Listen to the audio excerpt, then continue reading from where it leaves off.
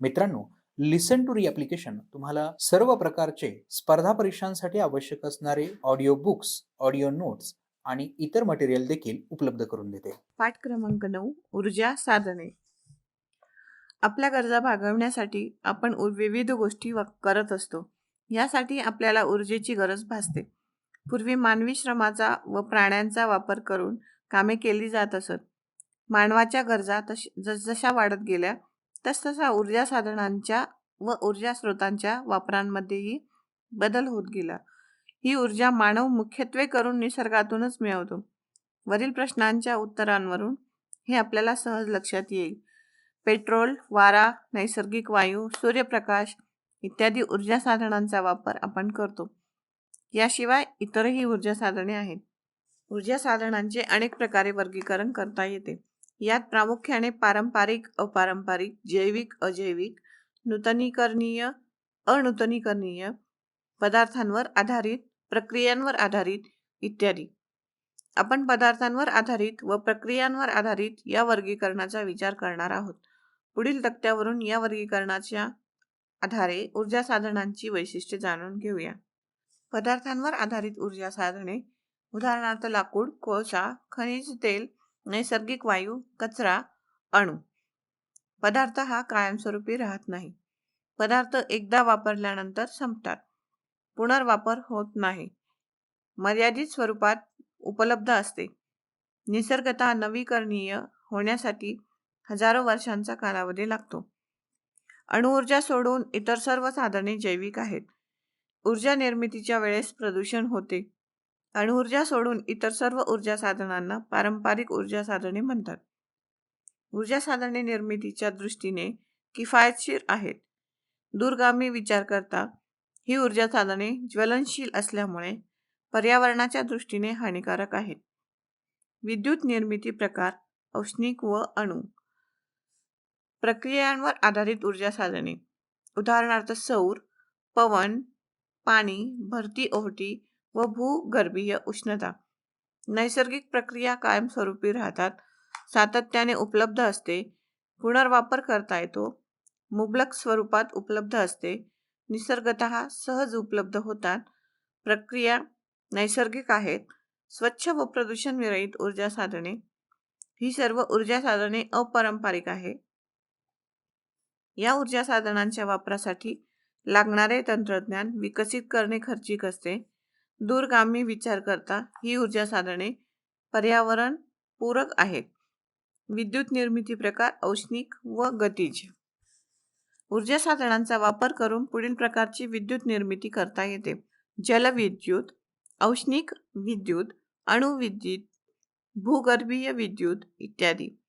औष्णिक विद्युत निर्माण करताना ऊर्जा साधनांचा थेट वापर करावा लागतो.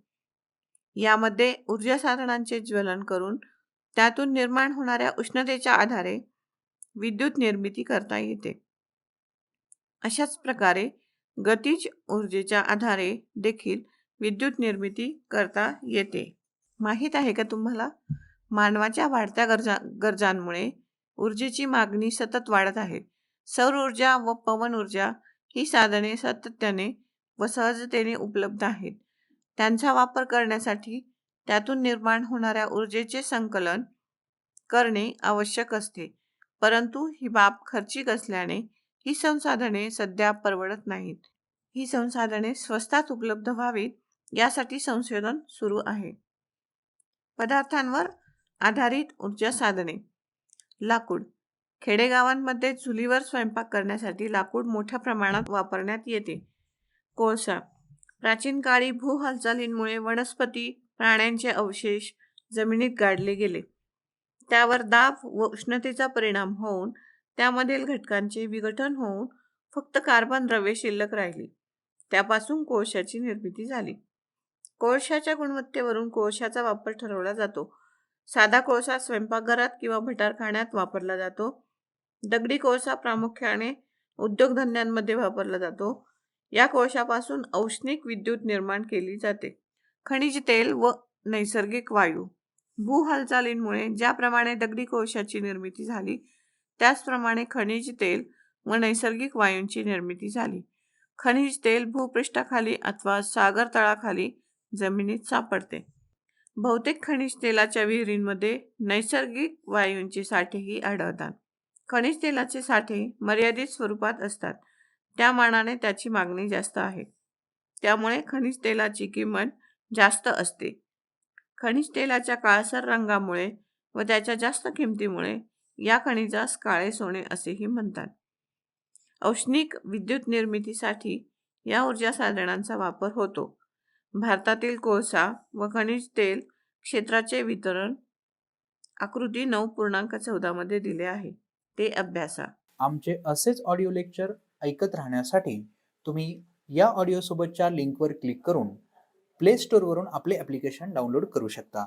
बायोगॅस प्राण्यांची विष्ठा व जैविक टाकाऊ पदार्थ, उदाहरणार्थ पालापाचोळा, टरफले इत्यादी यांचा वापर करून बायोगॅसची निर्मिती करता येते.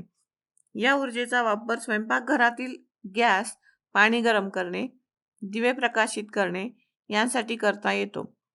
काही शेतकऱ्यांनी स्वतःच्या घराच्या आवारात बायोगॅस प्रकल्प उभे केले आहेत. त्यामुळे त्यांच्या घरातील ऊर्जेची गरज भागते. कचऱ्यापासून ऊर्जा. मोठी शहरे व महानगरे यामध्ये दररोज मोठ्या प्रमाणावर कचऱ्याची निर्मिती होत असते. कचऱ्याची विल्हेवाट लावणे ही एक मोठी समस्या अशा शहरांमध्ये दिसून येते. येथील कचऱ्याचे वर्गीकरण करून त्यातील जैविक कचऱ्याचा वापर वायू निर्मितीसाठी करता येतो. या वायूपासून विद्युत निर्मिती करता येते. यामुळे शहरातील कचऱ्याच्या समस्येवर भविष्यामध्ये मात करता येऊ शकते. तसेच वीज निर्मितीच्या बाबतीत शहरे स्वयंसिद्ध होऊ शकतात. वरील सर्व ऊर्जा साधने वनस्पती व प्राणी यांच्या मृतावशेषांमुळे निर्माण झालेली असल्यामुळे त्यांना जैविक ऊर्जा साधने असेही म्हणतात. अणुऊर्जा. युरेनियम, थोरियम अशा खनिजांच्या अणूचे विभाजन करून ऊर्जा निर्माण करता येते. यासाठी अगदी थोड्या प्रमाणात या खनिजांचा वापर करून मोठ्या प्रमाणात ऊर्जा निर्माण करता येते. भारतासह संयुक्त संस्थाने, रशिया, फ्रान्स, जपान अशा काही मोजक्या देशांमध्येच या ऊर्जेचा वापर केला जातो. प्रक्रियांवर आधारित ऊर्जा साधने. जल ऊर्जा. वाहत्या पाण्याच्या गतिज ऊर्जेपासून मिळवलेल्या ऊर्जेला जल ऊर्जा असे म्हणतात. या ऊर्जेचा वापर करून जलविद्युत निर्मिती केली जाते. जल ऊर्जेमुळे पर्यावरणाची हानी होत नाही. तसेच जलविद्युत निर्माण करताना वापरलेल्या पाण्याचा पुन्हा वापर करता येतो. उदाहरणार्थ पंजाबमधील भाकरा नांगल व महाराष्ट्रातील कोयना इत्यादी. माहीत आहे का तुम्हाला? आधुनिक तंत्राच्या सहाय्याने आता वीज निर्मिती केंद्रापासून सुमारे 800 किलोमीटर अंतरापर्यंत विजेचे वहन कोणत्याही गळतीशिवाय होऊ शकते. त्यापुढे वीज पोचवायची झाल्यास वीज गळती होते. 1 किलो युरेनियम पासून मिळणारी वीज ही 10,000 टन कोळसा जाळून निर्माण होणाऱ्या विजेएवढी असते. 1000 किलो म्हणजेच 1 टन. पवन ऊर्जा.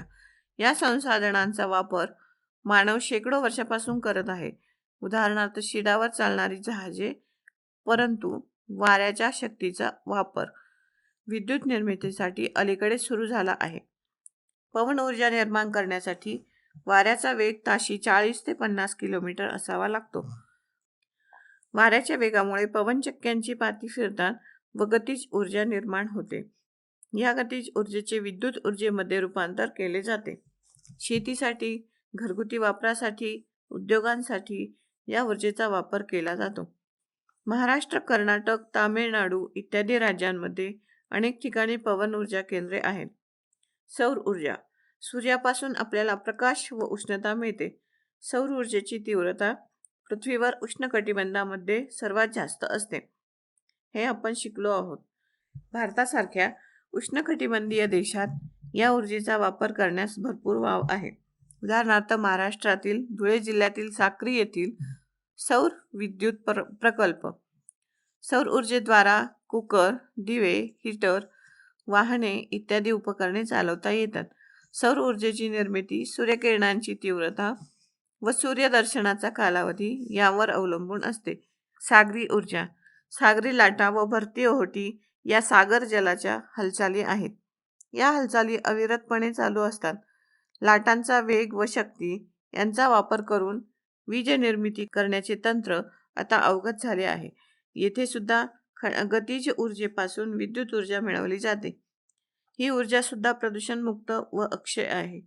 भारतासारख्या द्वीपकल्पीय देशात या ऊर्जेचा मोठ्या प्रमाणात वापर होऊ शकतो. तसे प्रकल्प भारतात सुरू करण्याचे प्रयत्न चालू आहेत. माहीत आहे का तुम्हाला?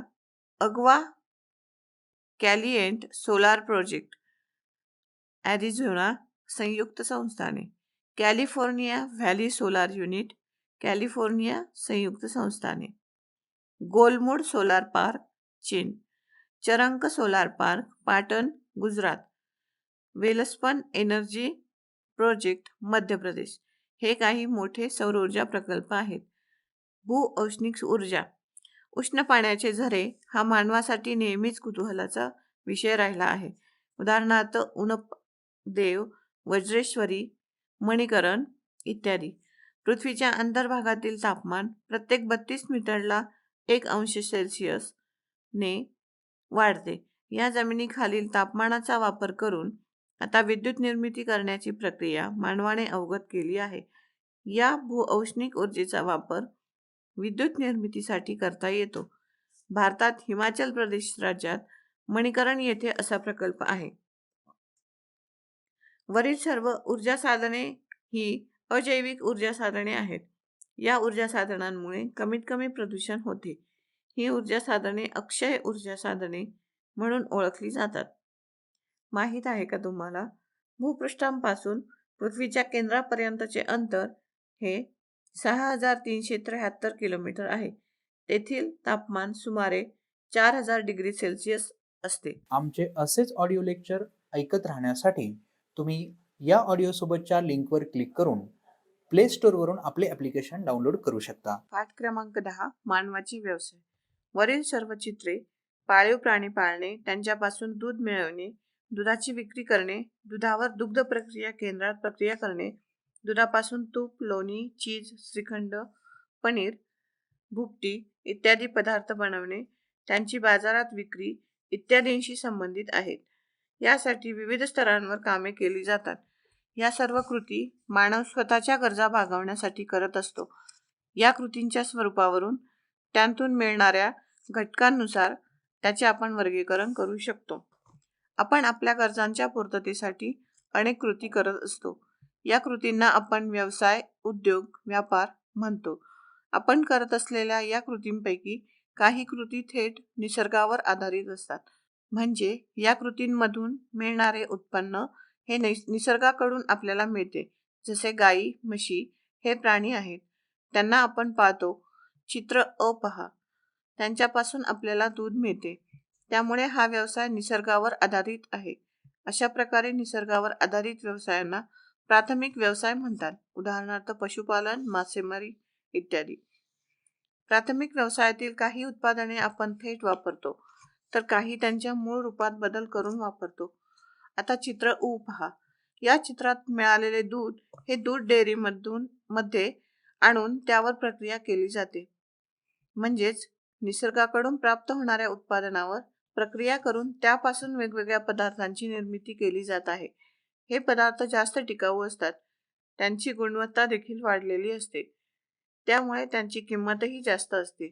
उदाहरणार्थ दुधापासून श्रीखंड, लोणी, चीज व दूध पावडर तयार करणे. अशा प्रक्रिया करण्याला उद्योग म्हणतात. उद्योग हे कच्च्या मालावर आधारित असतात. या प्रक्रियेत कच्च्या मालापासून जास्त टिकाऊ पक्का माल तयार होतो.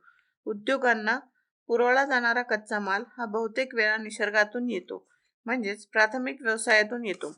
हे व्यवसाय प्राथमिक व्यवसायांवर अवलंबून असतात. म्हणून अशा व्यवसायांना द्वितीयक व्यवसाय असे म्हणतात. आता चित्र ऊ पहा. या चित्रांमध्ये तुम्हाला अनुक्रमे दुधाचे संकलन व विक्री होताना, दुधाची वाहतूक होताना आणि दुग्धजन्य पदार्थांची विक्री होताना पाहावयास मिळेल. या सर्व कृती प्राथमिक व द्वितीयक व्यवसायातील उत्पन्नाशी निगडीत आहे. बहुतेक वेळा हे व्यवसाय या दोन्ही व्यवसायांना पूरक सेवा देण्याचे काम करतात. अशा व्यवसायांना आपण तृतीयक व्यवसाय म्हणतो. हे व्यवसाय इतर सर्व व्यवसायांना पूरक असतात. या व्यवसायांना सेवा व्यवसाय असेही म्हणतात. यामध्ये मालाची वाहतूक, मालाची चढ उतार करणे, मालाची विक्री इत्यादी बाबी येतात. आता चित्र उ पहा. या चित्रात तयार झालेले दुग्धजन्य पदार्थ तपासताना व्यक्ती दिसत आहे. ही व्यक्ती पदार्थांची गुणवत्ता तपासत आहे. हे काम करण्यासाठी या व्यक्तीकडे विशेष प्रावीण्य असते. ही सुद्धा एक प्रकारची सेवाच आहे.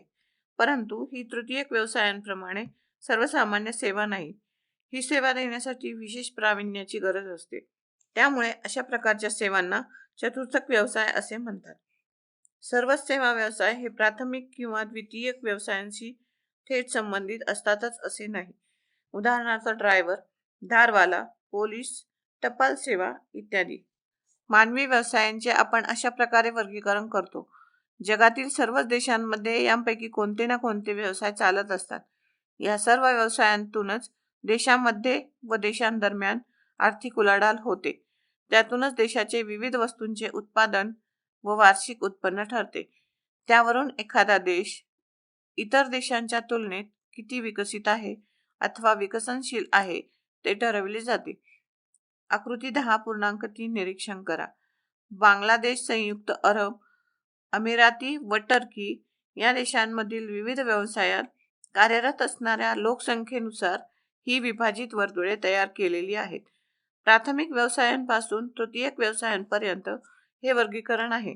आमचे असेच ऑडिओ लेक्चर ऐकत राहण्यासाठी तुम्ही या ऑडिओसोबतच्या लिंकवर क्लिक करून प्ले स्टोअरवरून आपले ॲप्लिकेशन डाउनलोड करू शकता. परिशिष्ट भौगोलिक शब्दांचे विस्तारित अर्थ. अग्निजन्य खडक, इग्नस रॉक, लावारस थंड होऊन तयार झालेला खडक. या खडकांची निर्मिती भूपृष्ठावर किंवा भूपृष्ठाखाली होते.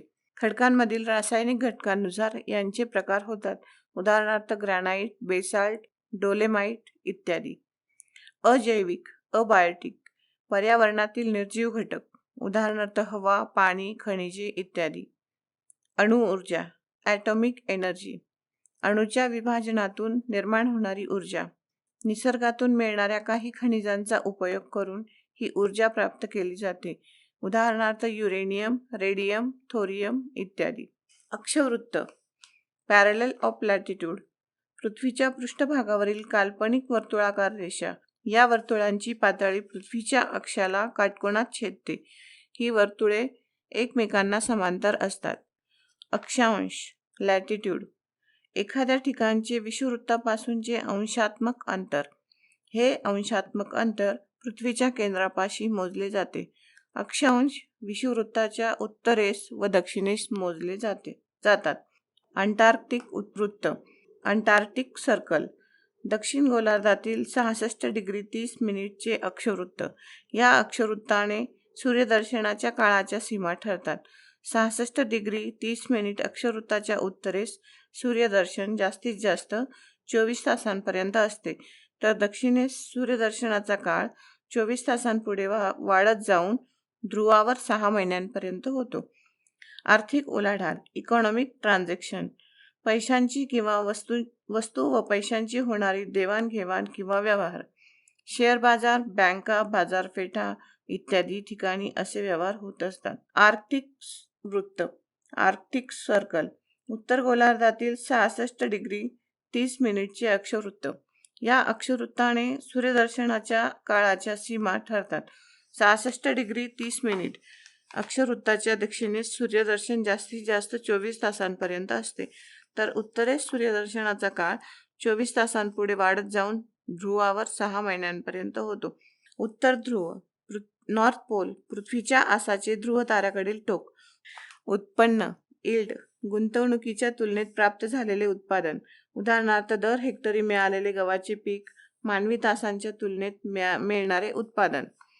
उत्पादन, प्रोडक्शन, एक कच्च्या मालापासून प्रक्रिया अथवा जुळणी अथवा प्रक्रियेद्वारे पूर्णतः नवीन वस्तू निर्मितीची क्रिया. उदाहरणार्थ ऊसापासून गूळ, लोह खनिजापासून स्टील बनवणे, सुट्या भागांपासून मोटार इंजिन बनवणे. 2. शेतीत गुंतवलेल्या भांडवलातून प्राप्त झालेला शेतमाल. उत्तर गोलार्ध, नॉर्दर्न हेमिस्फेअर, विषुववृत्तापासून उत्तरेकडे उत्तर ध्रुवापर्यंत पसरलेला पृथ्वीचा अर्धगोल. ऊर्जा साधने, एनर्जी रिसोर्सेस अशी साधने ज्यापासून ऊर्जा उत्पन्न करता येते. उदाहरणार्थ कोळसा, खनिज तेल, पवन, जल इत्यादी. औद्योगिकीकरण इंडस्ट्रियलायझेशन विविध प्रकारच्या निर्मितीचे व जुळणीचे कारखाने यांचे प्रदेशात झालेले केंद्रीकरण. उद्योगांची वाढ ही आर्थिक भरभराट व जीवनमान सुधार याचा मापदंड असतो. परंतु त्याचबरोबर प्रदूषण, पर्यावरणाचा ऱ्हास या बाबीही औद्योगिकीकरणामुळे सुरू होतात. कर्कवृत्त ट्रॉपिक ऑफ कॅन्सर उत्तर गोलार्धातील 23°30' अक्षवृत्त. विषुववृत्तापासून या अक्षवृत्तापर्यंत सूर्यकिरणे लंबरूप पडतात. विषुववृत्तापासून कर्कवृत्तापर्यंत पृथ्वीवरील सर्व ठिकाणे वर्षातून 2 वेळा लंबरूप सूर्यकिरणे अनुभवतात. पृथ्वीवरून दिसणारे सूर्याचे उत्तरेकडील भासमान भ्रमण हे जास्तीत जास्त या वृत्तापर्यंत होते. त्यानंतर सूर्य पुन्हा दक्षिणेकडे जाताना भासतो. खनिज मिनरल नैसर्गिकरित्या असेंद्रिय प्रक्रियेतून तयार झालेली विविध संयुगे. ग्राफाइट किंवा हिरा यासारखी काही खनिजे मात्र मूलद्रव्याच्या स्वरूपात असतात. खनिजांना विशिष्ट रासायनिक संज्ञा असते. खडक रॉक वेगवेगळ्या खनिजांच्या एकसंध मिश्रणास खडक असे म्हणतात. खंडांतर्गतता कॉन्टिनेंटॅलिटी खंडांच्या अंतर्गत भागात असण्याची स्थिती. अशा प्रदेशात बाष्प कमी असल्याने हवा नेहमी कोरडी असते. त्यामुळे हवामान विषम बनते. दिवस रात्रीच्या तापमानातील फरक येथे मोठा असतो. उन्हाळा व हिवाळा या ऋतूत तापमानातील फरक तीव्र असतात. गोलार्ध म्हणजेच हेमिस्फिअर गोलाचा अर्धा भाग विषुववृत्तामुळे पृथ्वीचे उत्तर व दक्षिण गोलार्ध होतात. 0° व 180° रेखावृत्तांचा एकत्रित विचार करता पृथ्वीचे पूर्व व पश्चिम असे आणखी 2 गोलार्ध होतात. ग्रहीय वारे प्लॅनेटरी विंड्स जास्त दाबाच्या पट्ट्यांकडून कमी दाबाच्या पट्ट्यांकडे वाहणारे, विस्तीर्ण क्षेत्र व्यापणारे व नियमितपणे वाहणारे वारे. यात पूर्वीय म्हणजेच व्यापारी वारे, पश्चिमी व ध्रुवीय वाऱ्यांचा समावेश होतो. चतुर्थक व्यवसाय क्वाटर्नरी ऑक्युपेशन सेवा व्यवसायांचा एक विशेष वर्ग तृतीयक सेवांपेक्षा या सेवा देण्यासाठी विशेष कौशल्य लागतात. त्यासाठी सुप्रशिक्षित मनुष्यबळ लागते. या सेवांमधून मिळणारे उत्पन्न जास्त असते. उदाहरणार्थ डॉक्टर, इंजिनियर, शिक्षक, सॉफ्टवेअर इंजिनियर इत्यादी. आमचे असेच ऑडिओ लेक्चर ऐकत राहण्यासाठी तुम्ही या ऑडिओसोबतच्या लिंकवर क्लिक करून प्ले स्टोअरवरून आपले ॲप्लिकेशन डाउनलोड करू शकता. जागतिक स्थान आणि स्थिती प्रणाली ग्लोबल पोझिशनिंग सिस्टीम म्हणजे GPS संगणक, कृत्रिम उपग्रह यांच्या आधारे पृथ्वीवरील कोणत्याही ठिकाणाचे स्थान निश्चित करण्याचे तंत्र. यासाठी GIS प्रणालीची मदत घेतली जाते. जैविक बायोटिक पर्यावरणातील सजीव घटक. यात वनस्पती, प्राणी व सूक्ष्मजीव यांचा समावेश होतो. तापमान कक्षा रेंज ऑफ टेम्परेचर एखाद्या ठिकाणच्या कमाल व किमान तापमानातील फरक. दर दिवसांसाठी मापन केलेल्या फरकास दैनिक तापमान कक्षा म्हणतात. वर्षभराच्या सरासरी कमाल व किमान तापमानातील फरकाला वार्षिक सरासरी तापमान कक्षा म्हणतात. तापमान पट्टे कटिबंध थर्मल बेल्ट्स पृथ्वीचा गोल आकार व त्यामुळे सूर्याकडून प्राप्त उष्णतेचे असमान वितरण यामुळे पृथ्वीवर निर्माण होणारे जास्त, अल्प व अत्यल्प उष्णतेचे प्रदेश. यानुसार उष्ण, समशीतोष्ण व शीतकटिबंध किंवा तापमान पट्टे विचारात घेतले जातात. या तापमान पट्ट्यांचा परिणाम वायुदाब, पर्जन्य व वारे यावर होतो. तृतीयक व्यवसाय टेरिटरी ऑक्युपेशन प्राथमिक व द्वितीयक व्यवसायांना पूरक व्यवसाय. या व्यवसायातून वस्तूंची निर्मिती होत नाही, मात्र समाजाला विविध सेवा या व्यवसायांमधून मिळतात. भांड्यांना कलही लावणे, चाकू कात्रीला धार लावणे अशा सर्व सेवांचा या गटात समावेश होतो. दक्षिण गोलार्ध साऊदर्न हेमिस्फिअर विषुववृत्तापासून दक्षिणेकडे दक्षिण ध्रुवापर्यंत पसरलेला पृथ्वीचा भाग.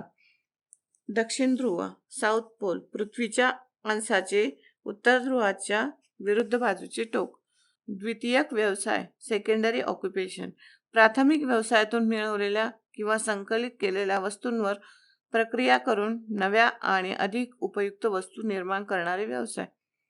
धातू खनिजांपासून शुद्ध धातू मिळवणे, लाकडाचा उपयोग करून फर्निचर बनवणे अशांसारख्या सर्व निर्मिती उद्योगांचा या गटात समावेश होतो.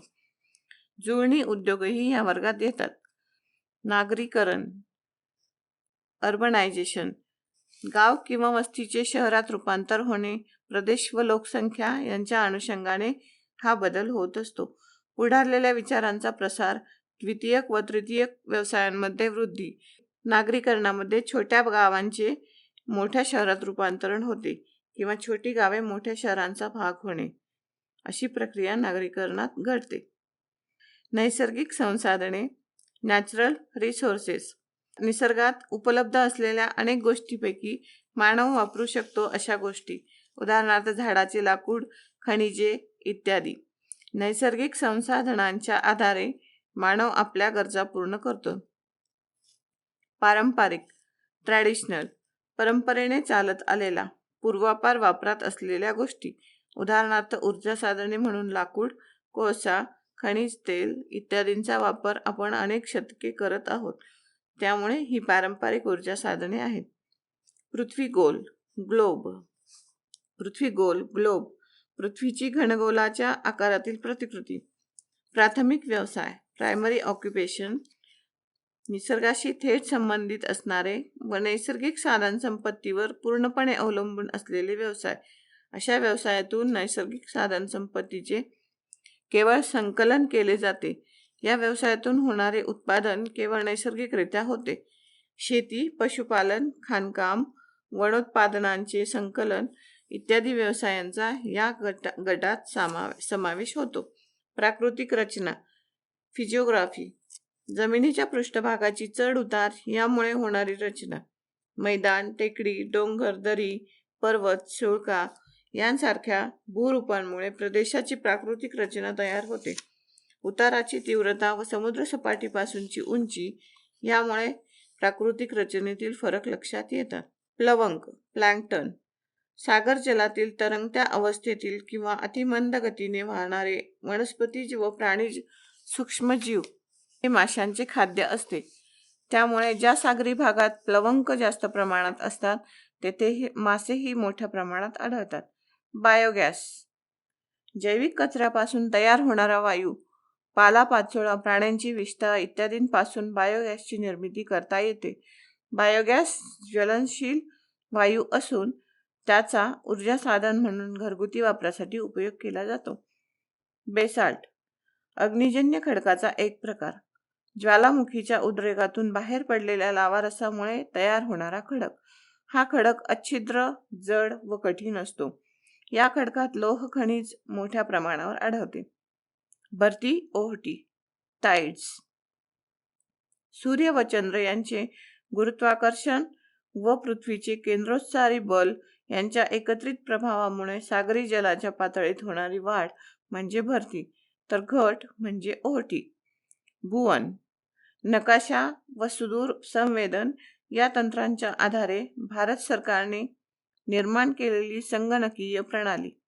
गुगल मॅपिया, विकिमॅपिया यांप्रमाणेच भुवन प्रणाली देखील काम करते. ही प्रणाली पूर्णतः भारतीय आहे. नकाशे तयार करण्यासाठी, स्थान निश्चितीसाठी या प्रणालीचा वापर करता येतो. भौगोलिक माहिती प्रणाली जिओग्राफिक इन्फॉर्मेशन सिस्टीम म्हणजे GIS, भौगोलिक माहितीचा संगणकावर सांख्यिकी पद्धतीने केलेला साठा. या माहितीचा उपयोग करून पृथ्वी किंवा इतर ग्रहांबाबतची नवनवीन वैशिष्ट्ये जाणून घेता येतात. या साधनांचा वापर प्रथम सुदूर संवेदनासाठी प्रामुख्याने केला गेला. मकर वृत्त ट्रॉपिक ऑफ कॅप्रिकॉर्न, दक्षिण गोलार्धातील 23°30' अक्षवृत्त. या अक्षवृत्तापर्यंत सूर्यकिरणे लंबरूप पडतात. विषुववृत्तापासून मकर वृत्तापर्यंतची सर्व ठिकाणी वर्षातून 2 वेळा लंबरूप सूर्यकिरणे अनुभवत असतात. पृथ्वीवरून दिसणारे सूर्याचे दक्षिणेकडील भासमान भ्रमण हे जास्तीत जास्त या वृत्तापर्यंत होते. त्यानंतर सूर्य पुन्हा उत्तरेकडे येताना भासतो. मिठागरे साल्ट पॅन्स, ज्या ठिकाणी समुद्राच्या खाऱ्या पाण्यापासून मिठाची निर्मिती केली जाते असे सागरी किनाऱ्यावरील वाफे. आमचे असेच ऑडिओ लेक्चर ऐकत राहण्यासाठी तुम्ही या ऑडिओसोबतच्या लिंकवर क्लिक करून प्ले स्टोअरवरून आपले ॲप्लिकेशन डाउनलोड करू शकता. मूळ रेखावृत्त प्राईम मेरिडियन. पृथ्वीच्या पृष्ठभागावरील रेखावृत्तांपैकी ग्रीनिच शहराजवळून जाणारे रेखावृत्त हे रेखावृत्त 0° रेखावृत्त म्हणून मानले जाते. मृदा सॉइल भूपृष्ठाचा सर्वात वरचा पातळ थर. याची जाडी सर्वसाधारणतः 1 मीटरपेक्षा कमी असते. हा थर खनिज व जैविक घटक यांनी युक्त असतो. मृदेमधील वाळू व माती ही खडकांच्या क्षरणामुळे तयार होते, तर ह्युमस हे जैविक घटकांच्या विघटनामुळे मिळते. मृदा तयार होण्याची प्रक्रिया अतिशय संथ असते. वनस्पतींच्या वाढीसाठी मृदेची आवश्यकता असते. प्रदेशाचे हवामान व मूळ खडक हे मृदा निर्मितीवर तसेच मृदेच्या प्रकारावर परिणाम करतात. रेखांश लॉंगिट्यूड एखाद्या ठिकाणचे मूळ रेखावृत्तापासूनचे अंशात्मक अंतर. हे अंतर त्या ठिकाणच्या रेखावृत्तीय पातळीपर्यंत मोजले जाते. रेखावृत्त मेरिडियन ऑफ लॉंगिट्यूड पृथ्वीच्या पृष्ठभागावरील उत्तर व दक्षिण ध्रुवांना जोडणाऱ्या काल्पनिक रेषा. या सर्व रेषा अर्धवर्तुळाकार असतात. रूपांतरित खडक मेटॅमॉर्फिक रॉक अग्निज किंवा गाळाच्या खडकांवर अतिउष्णता व प्रचंड दाब पडल्यामुळे खडकांतील खनिजांचे पुन्हा स्फटिकीकरण होऊन तयार झालेला खडक. लाटा वेव्ज ऊर्जेचे वहन होताना तिचे ज्या माध्यमातून वहन होते त्यामध्ये बदल होतात. अशा बदलांमुळे सरासरी पातळी काही भागात उंचावली जाते, तर उंचवट्याच्या दोन्ही बाजूस खोलगटपणा येतो. यालाच लाटा म्हणतात. सागरी पृष्ठभागावर वाऱ्याच्या आघाताने लाटा निर्माण होतात.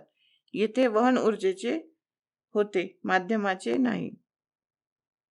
लावारस लावा ज्वालामुखी उद्रेकांना परिशिष्ट भौगोलिक शब्दांचे विस्तारित अर्थ. अग्निजन्य खडक इग्नस रॉक. लावारस थंड होऊन तयार झालेला खडक. या खडकांची निर्मिती भूपृष्ठावर किंवा भूपृष्ठाखाली होते. खडकांमधील रासायनिक घटकांनुसार यांचे प्रकार होतात. उदाहरणार्थ ग्रॅनाइट, बेसाल्ट, डोलेमाइट इत्यादी. अजैविक अबायोटिक पर्यावरणातील निर्जीव घटक. उदाहरणार्थ हवा, पाणी, खनिजे इत्यादी.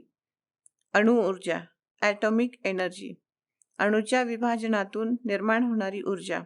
निसर्गातून मिळणाऱ्या काही खनिजांचा उपयोग करून ही ऊर्जा प्राप्त केली जाते. उदाहरणार्थ युरेनियम, रेडियम, थोरियम इत्यादी. अक्षवृत्त पॅरलल ऑफ लॅटिट्यूड पृथ्वीच्या पृष्ठभागावरील काल्पनिक वर्तुळाकार रेषा. या वर्तुळांची पातळी पृथ्वीच्या अक्षाला काटकोनात छेदते. ही वर्तुळे एकमेकांना समांतर असतात. अक्षांश लॅटिट्यूड एखाद्या ठिकाणचे विषुववृत्तापासूनचे अंशात्मक अंतर. हे अंशात्मक अंतर पृथ्वीच्या केंद्रापाशी मोजले जाते. अक्षांश विषुववृत्ताच्या उत्तरेस व दक्षिणेस मोजले जातात. अंटार्क्टिक वृत्त अंटार्क्टिक सर्कल दक्षिण गोलार्धातील 66°30' अक्षवृत्त. या अक्षवृत्ताने सूर्यदर्शनाच्या काळाच्या सीमा ठरतात. 66°30' अक्षवृत्ताच्या उत्तरेस सूर्यदर्शन जास्तीत जास्त 24 तासांपर्यंत असते, तर दक्षिणेस सूर्यदर्शनाचा काळ 24 तासांपुढे वाढत जाऊन ध्रुवावर 6 महिन्यांपर्यंत होतो. आर्थिक उलाढाल इकॉनॉमिक ट्रान्झॅक्शन पैशांची किंवा वस्तू व पैशांची होणारी देवाणघेवाण किंवा व्यवहार. शेअर बाजार, बँका, बाजारपेठा इत्यादी ठिकाणी असे व्यवहार होत असतात. आर्क्टिक वृत्त आर्क्टिक सर्कल उत्तर गोलार्धातील 66°30' अक्षवृत्त. या अक्षवृत्ताने सूर्यदर्शनाच्या काळाच्या सीमा ठरतात. 66°30' अक्षवृत्ताच्या दक्षिणेस सूर्यदर्शन जास्तीत जास्त 24 तासांपर्यंत असते, तर उत्तरेस सूर्यदर्शनाचा काळ 24 तासांपुढे वाढत जाऊन ध्रुवावर 6 महिन्यांपर्यंत होतो. उत्तर ध्रुव नॉर्थ पोल पृथ्वीच्या आसाचे ध्रुव ताऱ्याकडील टोक. उत्पन्न यील्ड गुंतवणुकीच्या तुलनेत प्राप्त झालेले उत्पादन. उदाहरणार्थ दर हेक्टरी मिळालेले गव्हाचे पीक, मानवी तासांच्या तुलनेत मिळणारे उत्पादन. उत्पादन प्रोडक्शन कच्च्या मालापासून प्रक्रिया अथवा जुळणी अथवा प्रक्रियेद्वारे पूर्णतः नवीन वस्तू निर्मितीची क्रिया. उदाहरणार्थ ऊसापासून गूळ, लोह खनिजापासून स्टील बनवणे, सुट्या भागांपासून मोटार इंजिन बनवणे. 2. शेतीत गुंतवलेल्या भांडवलातून प्राप्त झालेला शेतमाल. उत्तर गोलार्ध नॉर्दर्न हेमिस्फेअर. विषुववृत्तापासून उत्तरेकडे उत्तर ध्रुवापर्यंत पसरलेला पृथ्वीचा अर्धगोल. ऊर्जा साधने एनर्जी रिसोर्सेस. अशी साधने ज्यापासून ऊर्जा उत्पन्न करता येते. उदाहरणार्थ कोळसा, खनिज तेल, पवन, जल इत्यादी. औद्योगिकीकरण इंडस्ट्रियलायझेशन. विविध प्रकारच्या निर्मितीचे व जुळणीचे कारखाने यांचे प्रदेशात झालेले केंद्रीकरण. उद्योगांची वाढ ही आर्थिक भरभराट व जीवनमान सुधार याचा मापदंड असतो. परंतु त्याचबरोबर प्रदूषण, पर्यावरणाचा ऱ्हास या बाबीही औद्योगिकीकरणामुळे सुरू होतात. कर्कवृत्त ट्रॉपिक ऑफ कॅन्सर. उत्तर गोलार्धातील 23°30' अक्षवृत्त. विषुववृत्तापासून या अक्षवृत्तापर्यंत सूर्यकिरणे लंबरूप पडतात. विषुववृत्तापासून कर्कवृत्तापर्यंत पृथ्वीवरील सर्व ठिकाणे वर्षातून 2 वेळा लंबरूप सूर्यकिरणे अनुभवतात. पृथ्वीवरून दिसणारे सूर्याचे उत्तरेकडील भासमान भ्रमण हे जास्तीत जास्त या वृत्तापर्यंत होते. त्यानंतर सूर्य पुन्हा दक्षिणेकडे जाताना भासतो.